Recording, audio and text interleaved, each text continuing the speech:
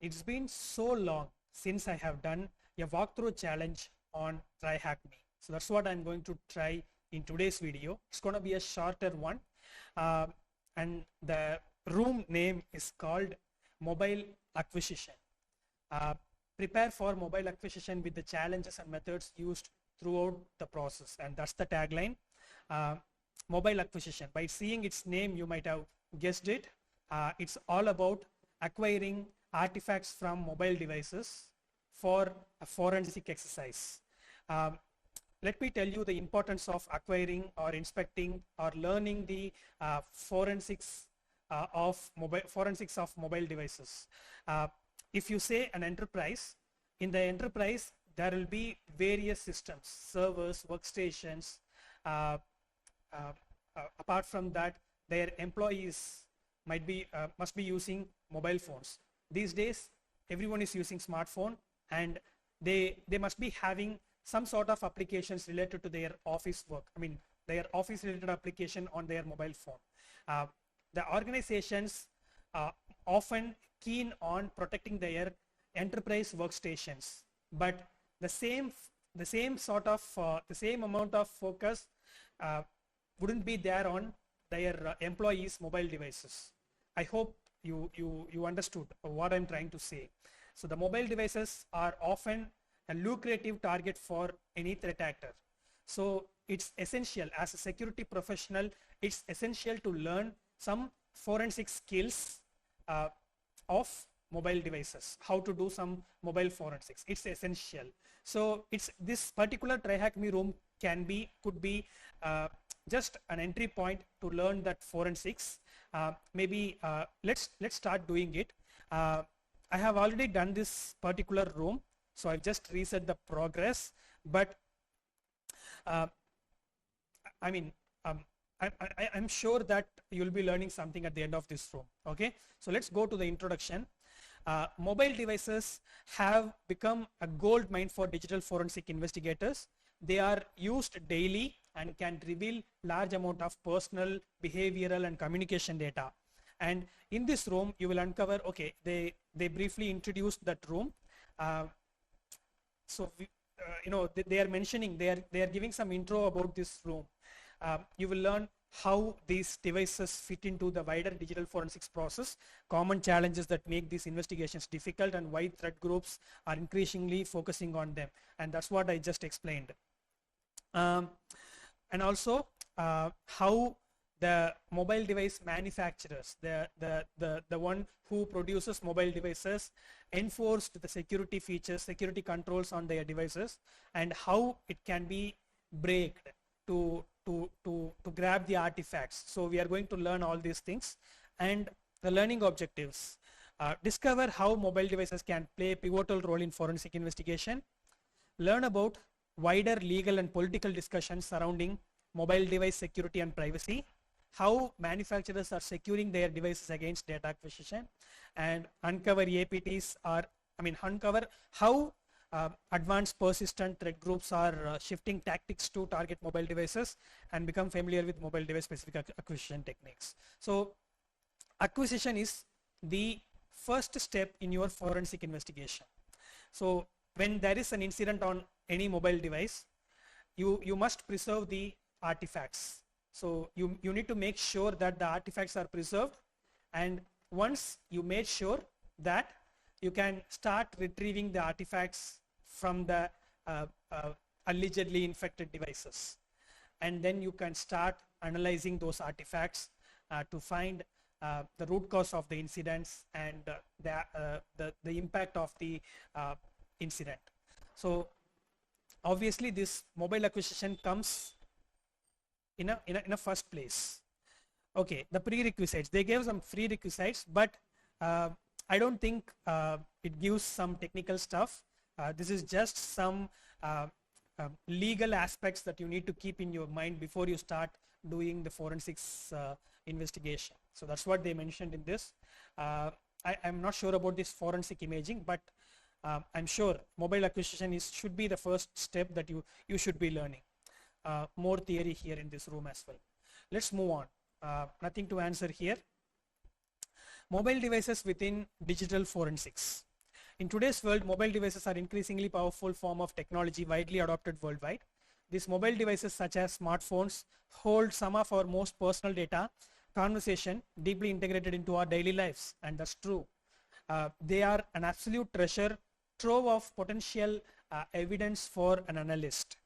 With the mobile devices, you can grab what sort of data. So that's what they gave here. You can grab call details, chat details, browsing history, what sort of files they have downloaded from the internet, and what was the location data. Of course, in smartphones having the GPS details, the GPS feature, so it is possible to grab the location, the victim where victim was in, and Wi-Fi details, Wi-Fi to which network the mobile device connected so far.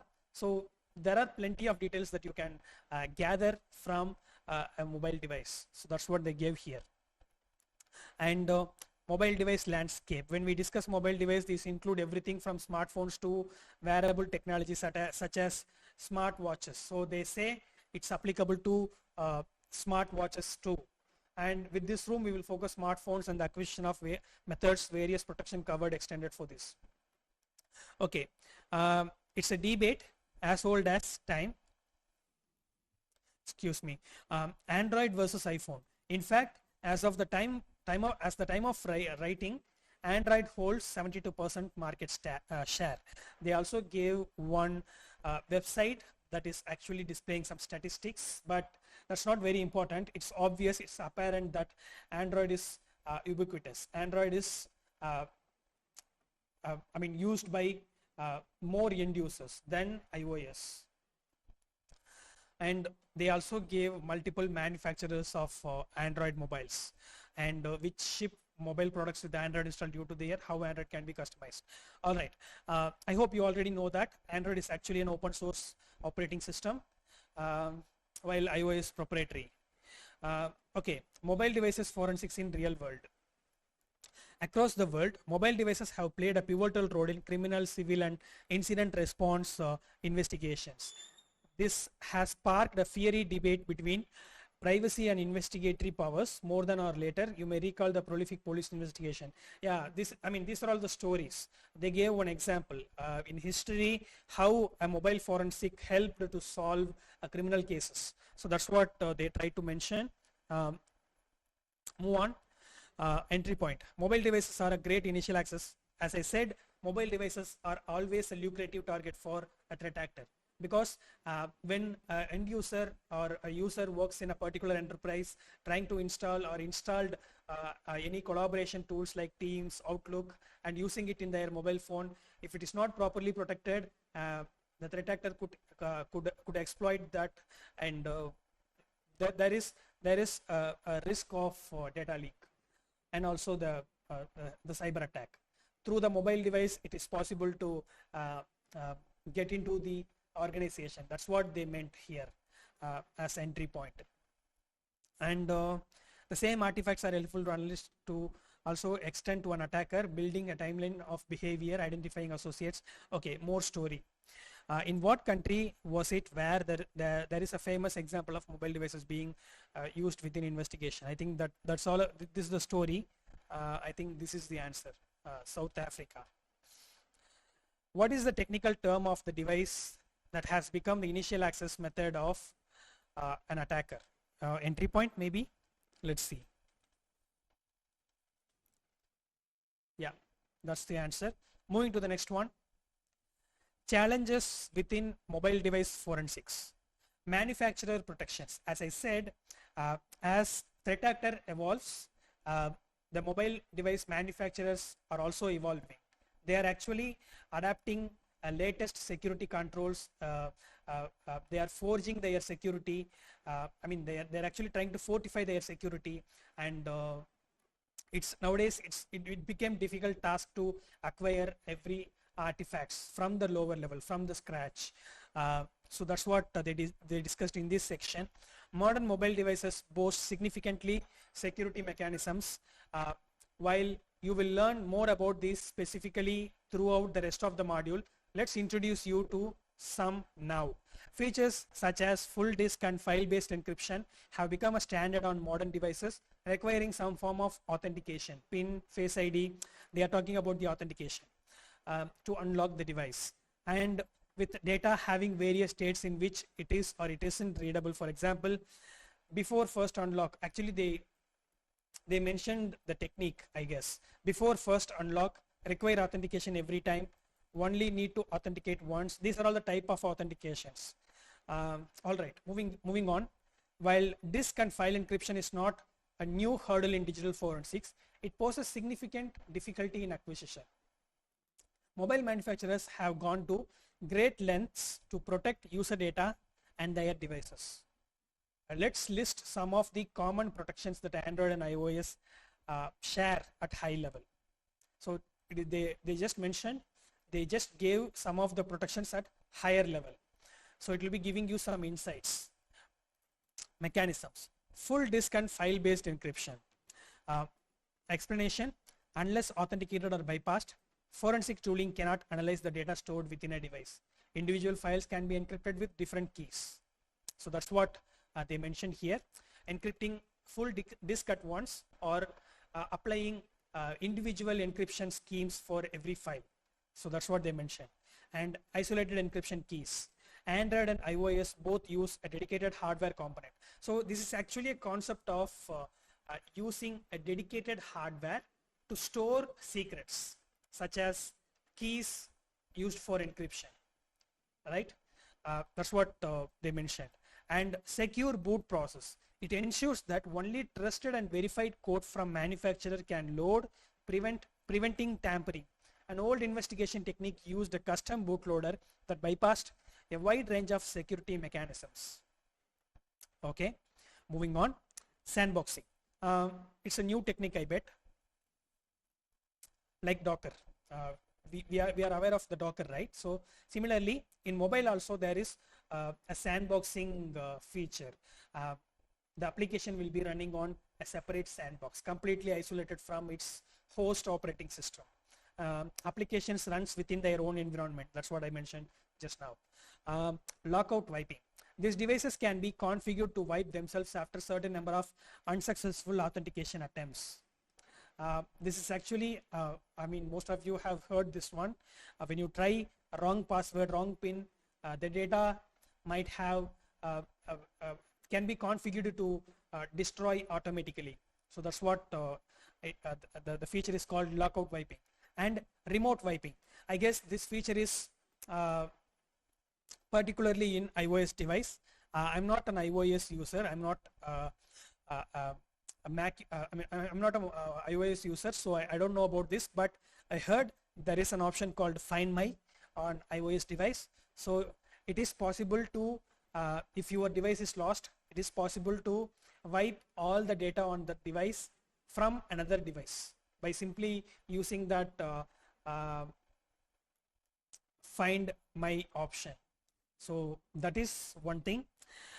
Modern smartphones contain sophisticated protection mechanisms and make acquisition and analysis difficult. Manufacturers are only getting better at these as the game of cat and mouse continues. All right.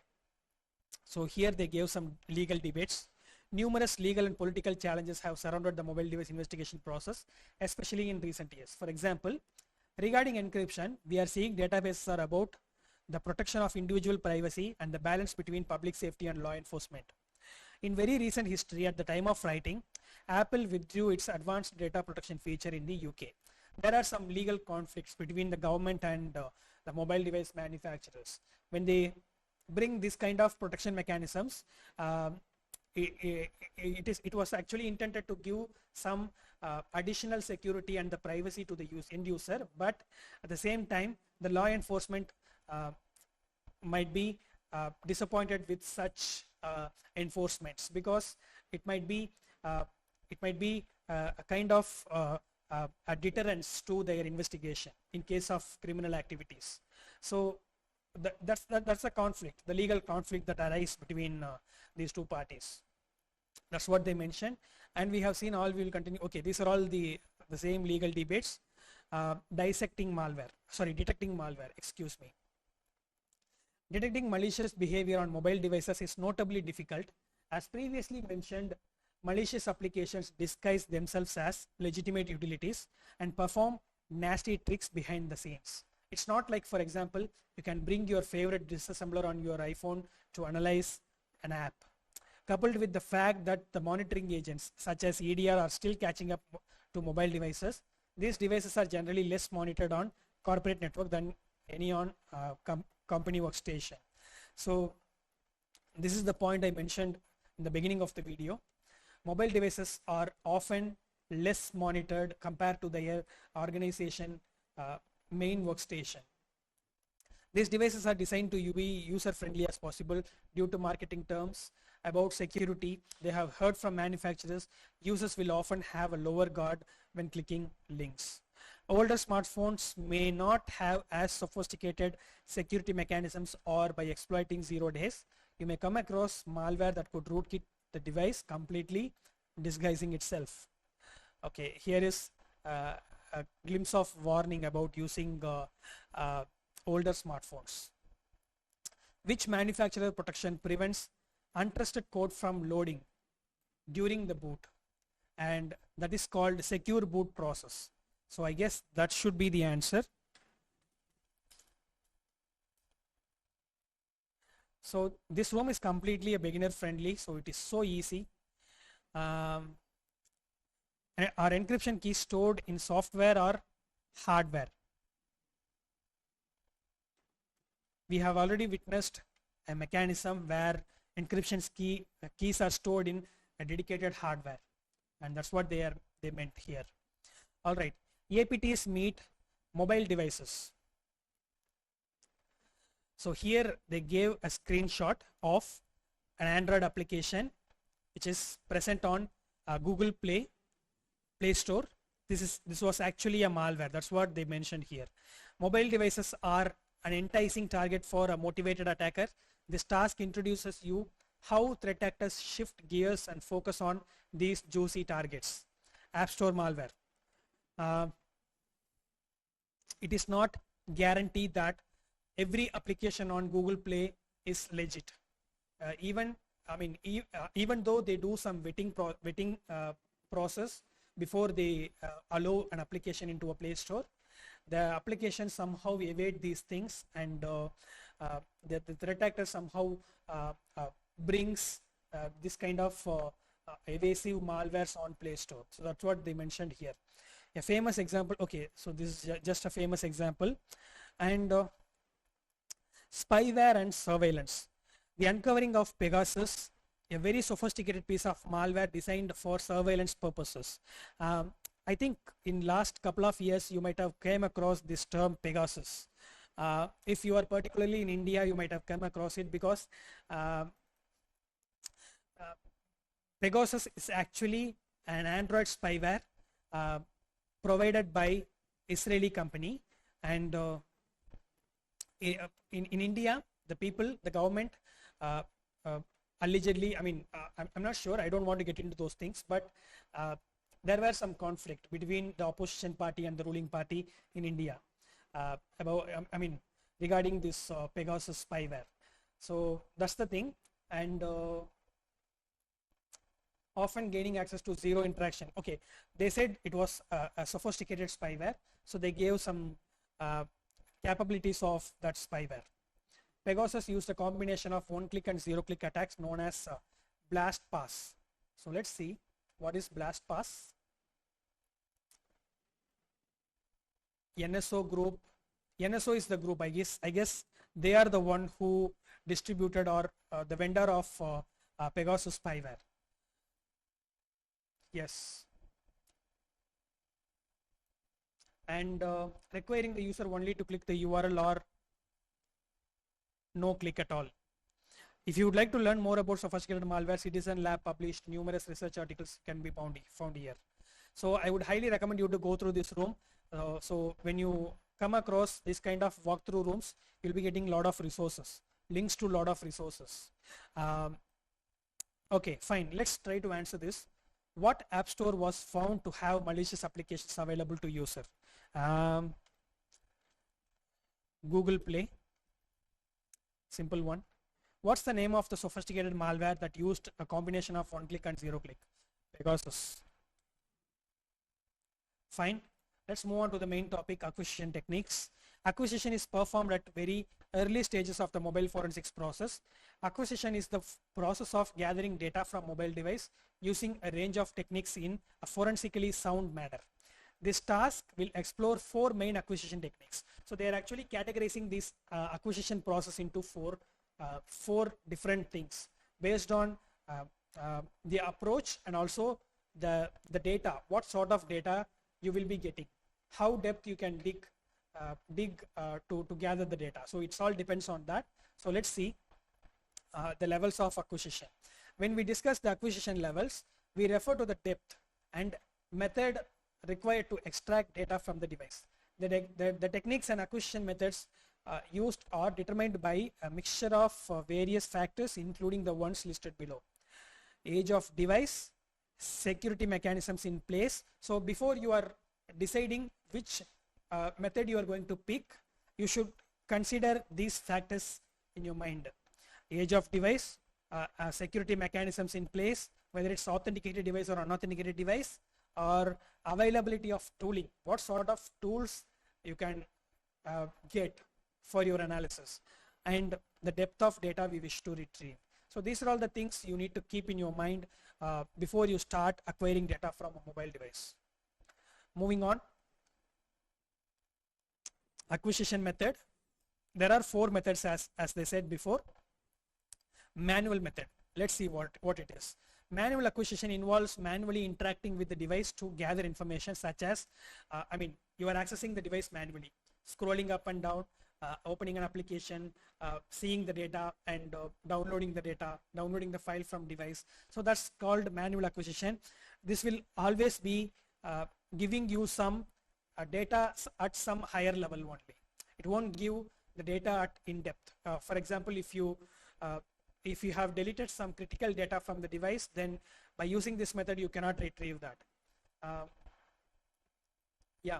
This is incredibly valuable if the device is currently unlocked and many security mechanisms have already been passed. However, this raises serious issues concerning data integrity and non-repudiation.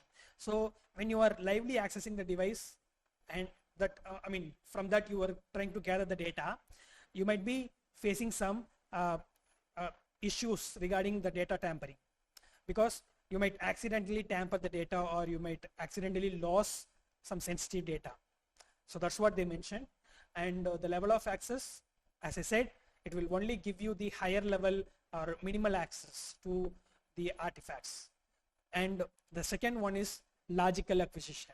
Logical acquisition involves using features of mobile devices such as APIs and backups to extract the data. This method is helpful for our cases where the device is locked or using another trusted device to authenticate. So that's the approach. How would you gather the data in the logical method? And the level of access, it's still partial. It won't give you the complete data. Then file system. File system acquisition involves creating an entire copy of the device file system, which is all about obtaining the complete file system, like obtaining MFT on Windows operating system. It usually requires exploiting vulnerability, MDM, mobile device management, jailbreaking, or using specialist toolkits to obtain privileged access to the file system. What do they mean specialized toolkits? That means, for example, ADB, Android Debugger Bridge. So you can use such tools to gain the root access of the mobile before acquiring this kind of file system data.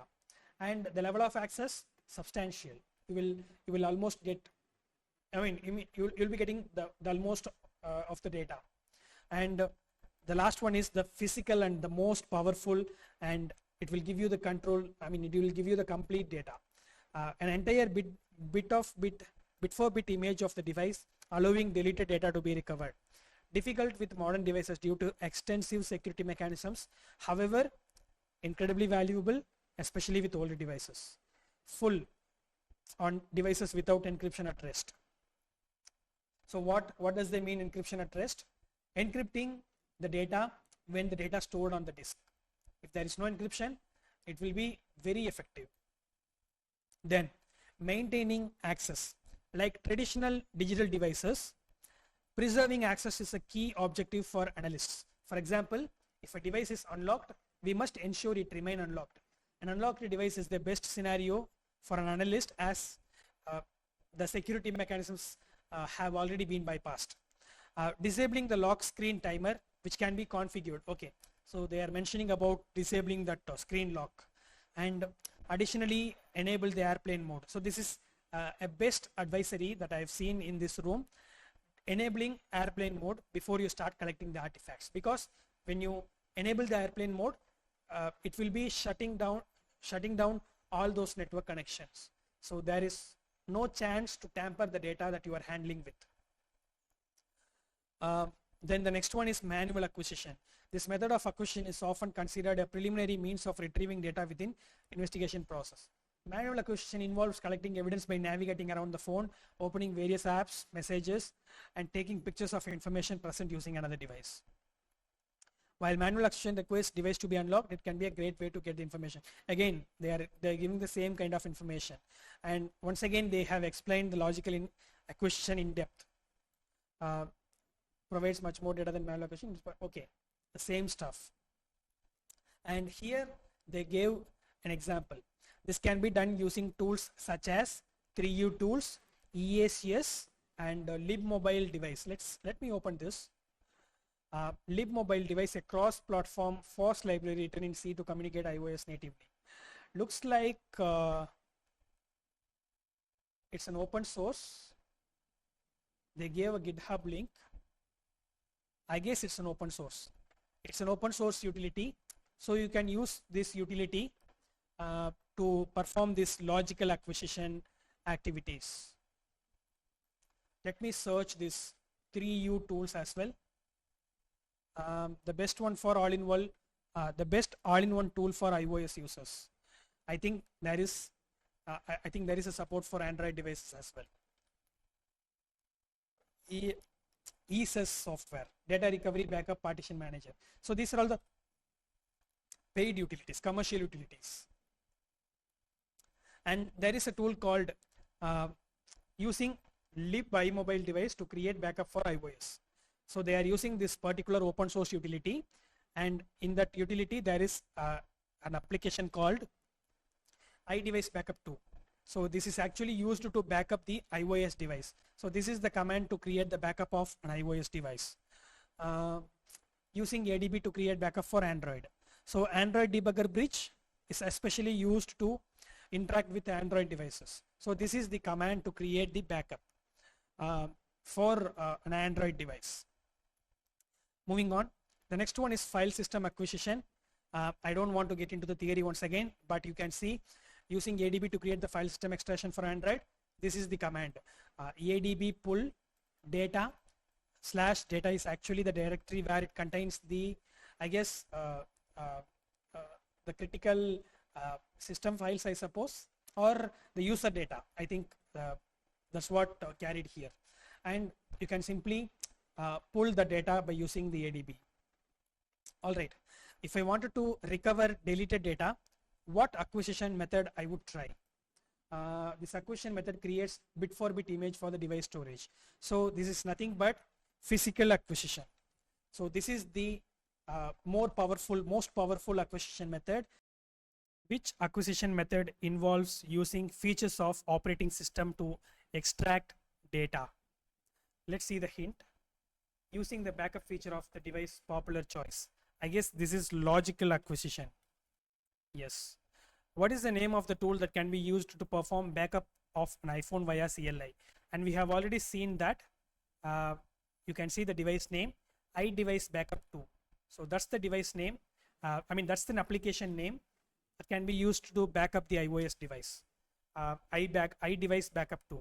What is the name of the tool that can be used to perform backup of Android? ADB, Android Debugger Bridge. Yeah, that was right. Well, let's move on. Earlier, till now we have discussed some of the acquisition techniques and the things that you need to keep in mind before you start acquiring data at higher level. Now again, there will be a lot of theory, but this time we see some special utilities. The specialist hardware and software suites are available to specific organizations. For example, Cellbrite UEFD is an advanced acquisition and analysis hardware and software suite only accessible to law enforcement, government agencies, and similar organizations. So here is that utility, Cellbrite. So this is not provided to every individual, I guess, not an individual, every organization, I guess. There will be a lot of procedures and rules to acquire this data, because these kind of utilities will be having the ability to access even the sophisticated device, even the device with sophisticated security controls. So this will often be used by the law enforcement individuals to analyze the devices that are confiscated in the crime scene or in any as a crime evidence. Okay, moving on. Jailbreaking. Jailbreaking involves exploiting a known vulnerability within mobile device operating system. Yeah, exploiting vulnerability and getting root. So that is called jailbreaking. And custom boot loading. So let me briefly explain this. Custom boot loading is all about making the mobile device to boot into a temporary device, temporary operating system. So it will be providing a low level access. It sounds like a sophisticated access, but this is just a theory that you need to aware of. And then the next one is JTAG, Joint Test Action Group, was initially used to diagnose circuit board components. However, it has made its way into mobile forensics by physically extracting data directly from the mobile device hardware components. Okay. Brute forcing. So the brute forcing is actually the technique of brute forcing and trying to find the PIN number or the password of the device to unlock it. And the cloud extraction. So it's an interesting technique. Actually, the law enforcement and the people in the police department, they often approach the mobile vendors to gather the data, to acquire the data of a particular individual or a particular organization or whatever. So that is what the cloud extraction is all about. And it's kind of a stealth technique, because the end user might not aware whether they are under surveillance or not. So that is the interesting thing about this cloud extraction. And the next one is, what is the name of the, let's answer these questions. What is the name of the technique that boots the device into the temporary operating system? I think the custom boot loading. Let's see, that should be the answer. Yes. And what's the name of the technique that exploits a known vulnerability within a device? I think that's the jailbreaking. We just learned that. All right. Let's do some small practical exercise. This is not an acquisition exercise. Instead, this is just a small simulated site where you will be creating one case and you will be entering some details like IMEI number of the device and the device details. Then you will be doing some check boxes. You will be ticking some check boxes. So I think those check boxes is all about the checklist that you need to ensure before start acquiring the data, and then you need to gain the flag. So that is all about this particular practical exercise. So let's do it. So here are the details. We need to fill these details into our case. So I'm going to create a case. I have created, and I'm adding an item. So the IMEI number is already here. So I just need to change the color here, because the rest of the things are looks okay to me. IOS, analyst, that's fine. And now I'm going to begin my analysis. But yeah, and you can see the details here. View evidence log. Okay, these are all faded out. No links here. Just begin capture. So these are all the points we need to ensure before start acquiring the data. I think, yeah, now we can see it, right? Plug the iPhone into analyst machine. Ensure the iPhone is powered on. Enable airplane mode. Perform trust pairing and disable lockout mechanisms. This enable airplane mode I literally learned while doing this room, because this will be helping forensic analysts to analyst not to tamper any data and acquire the complete data without any leaks or without any uh, uh, without corrupting the data. Okay, I think I need to tick all these things. Then I can proceed. So it starts, it started analysis, just a simulation. So at the end, it will be spitting out the flag. Let's see. So by just entering this flag, we can finish this portion. And let's read through this conclusion part. So we have learned the protection mechanisms that evolved among the manufacturers of the mobile phones, and why APTs are focusing on mobile devices, and the various depth of acquisition techniques, and okay, how specialized toolings and techniques can play a part in acquisition process. So we have learned about some of the tool names. So that's what they mentioned. Okay, they export data, and here is the flag. Let's slap it here. It's done. And conclusion, it's done. So with this, we have done this mobile acquisition challenge. Hope you have learned some theory here. It might be boring, might have bored you, but again, we have learned some technique names at least, and some tools that could be used to acquire the data from mobile by bypassing all those security controls. So these are the things I wanted to discuss. I think it's time to wind up. I'll see you next time with another exciting video. Until then, signing off. Cheers, and I love you all. Thank you so much.